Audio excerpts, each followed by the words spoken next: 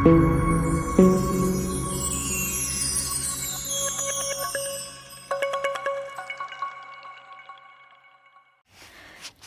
Friends, welcome to Meera mind voice. Bigg Boss ஹவுஸுக்குள்ளே இன்றைக்கி day 57 Monday episode.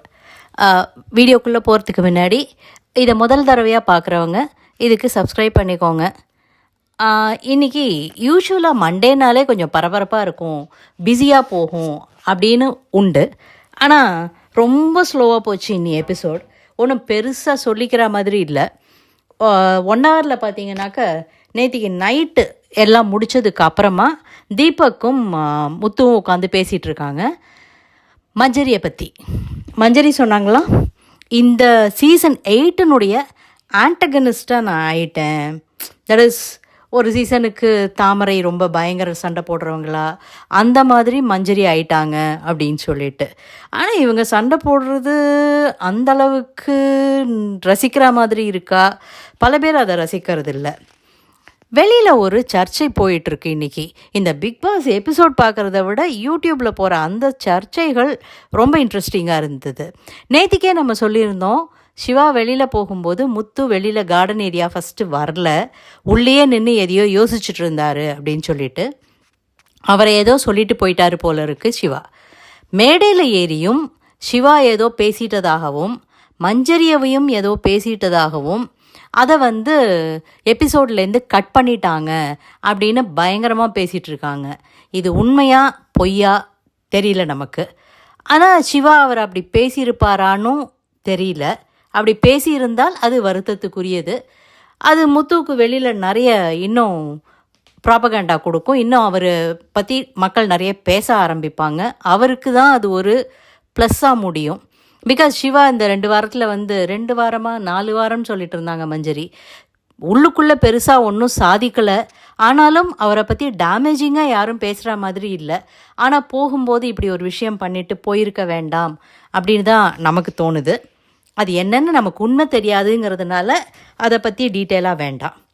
இங்கே வீட்டுக்குள்ளே நைட்டு விஷால், தர்ஷிகா, அன்ஷிதா, ஆனந்தி இவங்க உட்காந்து சாப்பிட்டுட்டு இருக்காங்க. தீபக்கு ஆல்ரெடி பயம் பிடிச்சிருச்சு. டேய் என்னடா பண்ணிகிட்ருக்கீங்க, பழையபடி ரேஷன்லேருந்து எதையும் எடுத்துடலையே, அதெல்லாம் பண்ணாதீங்கப்பா, ஒழுங்காக போய் அவங்க படுங்க, உங்களெல்லாம் நம்பவே முடியலடா அப்படின்னு சொல்லிட்டு போனார். அதான் இவங்க சொன்னாங்க, இனிமேல் யார் எது பண்ணாலும் அவர் நம்ப மாட்டார் அப்படின்னுட்டு. மறுநாள் காலம்புற நம்ம இன்றைக்கி நேத்திக்கு இருந்த வெதருக்கு தகுந்த மாதிரி ஒரு மழை சாங்கோட ஆரம்பித்தாங்க. யாரும் பெருசாக இப்போ ஆடுறதில்ல, நிறைய பேர் சும்மா நின்று வேடிக்கை பார்க்குறாங்க சாங்கை, அவ்வளோதான். அடுத்தது காலம்புற 10 மணிக்கு மேலே கேப்டன்ஷிப் டாஸ்க் வந்தது. நேத்திக்கே சௌந்தர்யா நம்ம ஜெஃப்ரியை உட்காத்தி வச்சு நல்லா வேப்பிலை அடித்தாங்க, நீ கேப்டன்ஷிப்பை விட்டு கொடுக்காதே அப்படின்னுட்டு. இன்றைக்கி பிக் பாஸ் இவங்க 2 பேருக்கு ஏற்ற மாதிரி என்ன பண்ணிட்டாரு, ஒரு கேப்டன்கிறவர் சுறுசுறுப்பாக எல்லாத்தையும் அனலைஸ் பண்ணி டக்குன்னு எல்லாத்தையும் நோட் பண்ணி பண்ணணும் அப்படிங்கிற மாதிரி சொல்லி ஆக்டிவிட்டி ஏரியாவில் நம்ம நம்பர் பிளேட் மாதிரி அதில் நம்பர்ஸ் போட்டிருக்கோம், பிபி சம்திங்னு போட்டு அந்த மாதிரி இருக்கிற நம்பர் பிளேட்டு இதை ஒரு 60 பிளேட்ஸு அங்கங்கே போட்டு வச்சுருப்பாங்க. அந்த பிளாஸ்மா ஸ்க்ரீனில் ஒரு நம்பர் டிஸ்பிளே பண்ணுறத இவங்க அந்த நம்பர் பிளேட்டை கண்டுபிடிச்சி எடுக்கணும் அப்படின்னு கொடுத்தாரு. ஈஸியான டாஸ்க் தான், 2 பேருக்கும் ரொம்ப கஷ்டமான டாஸ்க்குன்னு கிடையாது. இதுக்கு நடுவராக தீபக்கு. டாஸ்க்குக்கு போகிறதுக்கு முன்னாடி ரெடி ஆகும்போதே சௌந்தர்யா திரும்ப இதை நீ தான் வின் பண்ணணும், இதை எனக்காக பண்ணுற, எனக்கு டெடிகேட் பண்ணுறதுக்காக பண்ணுறேன்னுட்டு திரும்ப இதில் யார் வேணாலும் வின் பண்ணட்டும், நமக்கு சௌந்தர்யா நமக்கு ஜெஃப்ரி வின் பண்ணாலும் சரி, சாச்னா வின் பண்ணாலும் சரி, it's not going to affect in anyway. ஆனால் அந்த சௌந்தர்யாவினுடைய அந்த ஒரு பிளானிங், அது இவன் வந்தானா நம்ம கோவா கேங்குக்கு இன்னும் கொஞ்சம் மதிப்பு கூடும். ஜெஃப்ரி நிச்சயம் அப்படி பண்ண மாட்டான். இந்த கேங்குக்குன்னு இவங்களுக்குன்னு தனியாக ஒரு ப்ரிஃபரன்ஸ் சாய்ஸு கொடுக்க மாட்டான். அந்த எண்ணம் ரொம்ப தவறாக இருக்குது சௌந்தர்யாவினுடைய அந்த எண்ணம்.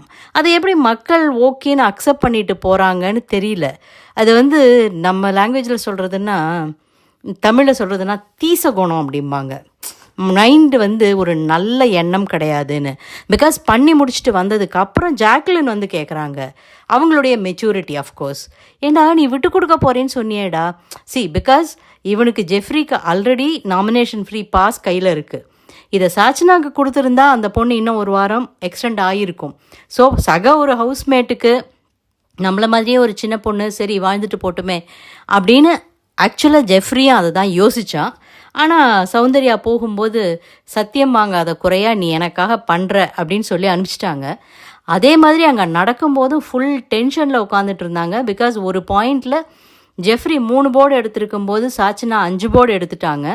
ஜெஃப்ரி நிறைய ஆனால் சாச்சினாக்கு விட்டு கொடுத்தான். கண்லேயே போர்டு பட்டா கூட அதை கவனிக்காத மாதிரி போயெல்லாம் பண்ணினான். ஆனால் அந்த கடைசியில் 2 பேரும் 5-5ன்னு கொண்டு வந்து நிறுத்துறதையும் கவனமாக பார்த்துக்கிட்டான். கடைசியில் டை பிரேக்கர்னு ஒன்று சொன்னப்பையும் அவன் வந்து விட்டு கொடுக்கல. அந்த நேரத்தில் டக்குன்னு நான் எடுத்துடணுன்னு எடுத்துட்டான். So Jeffrey become the captain of the house.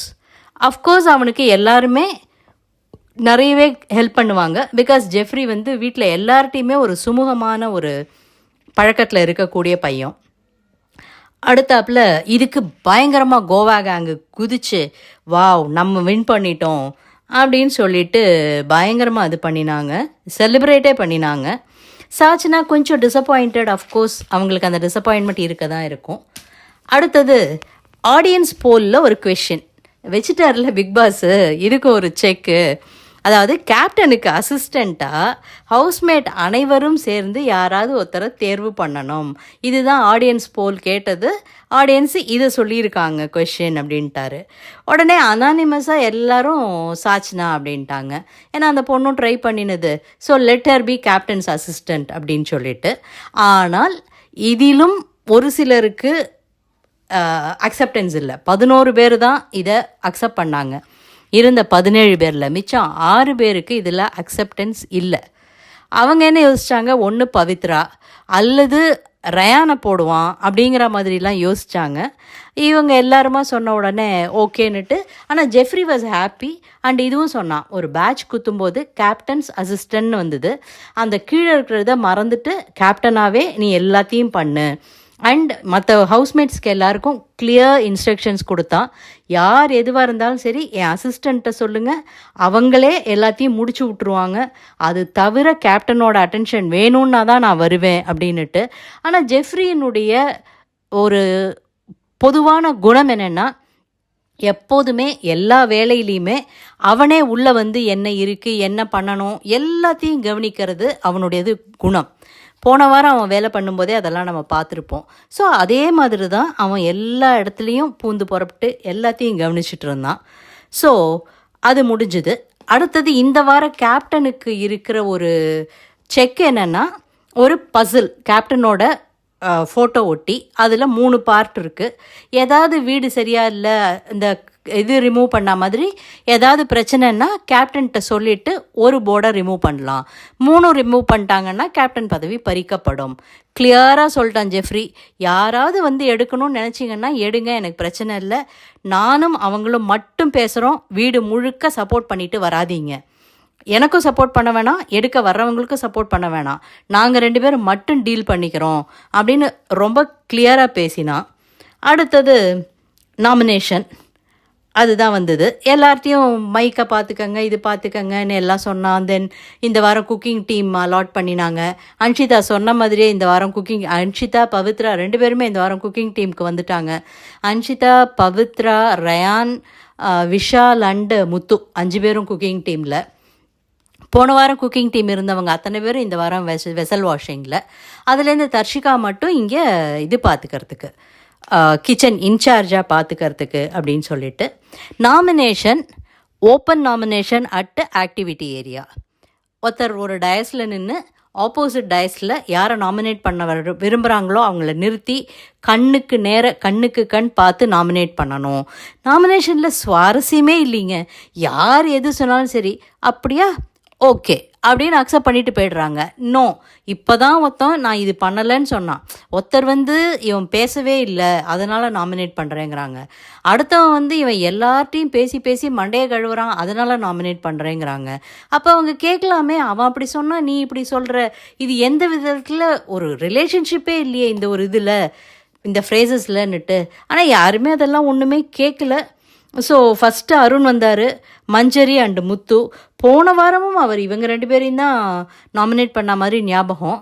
ஆனால் மஞ்சரி கிட்ட பேசிகிட்டு இருக்காரு, நான் இன்னி வரைக்கும் முத்துவை நாமினேட்டே பண்ணதில்லை. ஆனால் இந்த வாரம் அவர் சொன்ன ரீசன் என்னன்னாக்க, நீங்கள் வந்து உங்களுடைய ஐடியாஸை சொல்லி மற்றவங்களை அஃபெக்ட் பண்ணுறீங்க.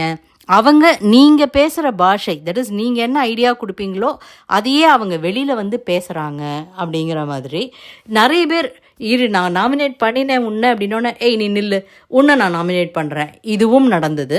ஸோ இந்த வாரம் ஓவராலாக நாமினேட் செய்யப்பட்டவர்கள் வந்து மஞ்சரி 6 ஓட்டு, முத்து 4 ஓட்டு, இவங்க 2 பேரும் தான் மேஜர் ஓட்டு. அடுத்தது ஆனந்திக்கும் 4 ஓட்டு, ஜாக்லின், சௌந்தர்யா, சாச்னா, பவித்ரா, தர்ஷிகா, சத்யா, ரஞ்சித் இவங்களுக்கெல்லாம் 2 ஓட்டு. ராணவ் அண்ட் ரயானுக்கு 3 ஓட்டு. கேர்ள்ஸில் நிறைய பேர் இருக்காங்க, பாய்ஸில் 5 பேர் தான். இது முடிஞ்சதுக்கு அப்புறமா வந்து டிஸ்கஸ் பண்ணிகிட்டு இருந்தாங்க கும்பலாக. இதில் எல்லாருக்கும் இருந்த பொதுவான ஒரு கருத்து, ஆனால் இந்த குரூப்புக்கு கிடையாது, அருண், சத்யா, விஷால் இவங்களுக்கு கிடையாது. இவங்களை தவிர மற்றவங்களுக்கு இருந்த பொதுவான கருத்து என்னன்னாக்க, இவங்களுக்குள்ள யாரையும் நாமினேட் பண்ணிக்கிறதில்ல, மற்றவங்கள தான் சொல்கிறாங்க. விஷாலை யாருமே டச்சே பண்ணுறதில்ல, அவன் எதுவுமே பண்ணுறதில்ல. ஆனால் எல்லா குரூப்கிட்டையும் நல்லவனாக காமிச்சு நடந்துக்கிறான். எல்லா குரூப்கிட்டையும் அவன் பாட்டு பேசிட்டு போய்ட்றான். போன வாரம் முழுக்க அவனும் வேலை பண்ணலை, சௌந்தர்யாவும் வேலை பண்ணலை, சத்யாவும் வேலை பண்ணலை. ஆனால் இவங்க யாரும் நாமினேஷனுக்கே வர்றதில்ல. அதே மாதிரி தான் ஒஸ்ட் பிளேயருக்கும் வர்றதில்லைன்னு பின்னாடி டிஸ்கஸ் பண்ணுறாங்க. சரி, நாமினேஷனுக்கே வரலன்னு தோணுதே. மஞ்சரிக்கு மொத்தமாக 6 ஓட்டு குத்துறதை விட்டுட்டு மஞ்சரி எப்படியும் உள்ளே இழுத்து விட்டாச்சு 2 ஓட்டு வந்த உடனே. நீங்கள் யாராவது நாமினேட் பண்ண வேண்டியதானே, விஷாலையோ அல்லது அருணையோ. இவங்க யாரும் பண்ணுறது இல்லையே. இதை பற்றி பின்னாடி பேசிக்கிறாங்க. நாமினேஷனில் வர்றதும் நல்லது. ரயான் அண்டு இந்த கேங்கு தான் பேசுது. எதனாலனாக்க, நாமினேஷனில் வந்துட்டே இருந்தீங்கன்னா உங்களுக்கு ஓட்டு போட்டுட்டு இருப்பாங்க. சப்போஸ் நீங்கள் வரவே இல்லைன்னா, நான் எனக்குன்னு அவங்களுக்குன்னு ஒரு ஃபேவரேட் பிளேயரை தேர்ந்தெடுத்து போட்டுட்ருப்பாங்க.